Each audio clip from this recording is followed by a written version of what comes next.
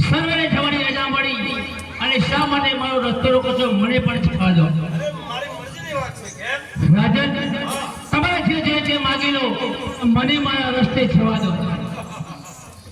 ભૂલકુંવર તમે માંગવાનું કહો છો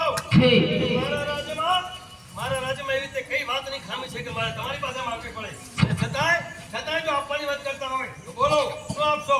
રાજન તમારી યોગ્ય છે માગણી તે અણયોગ્ય નહીં હોય તો કદાચ બોલો હરે માગો માગો લે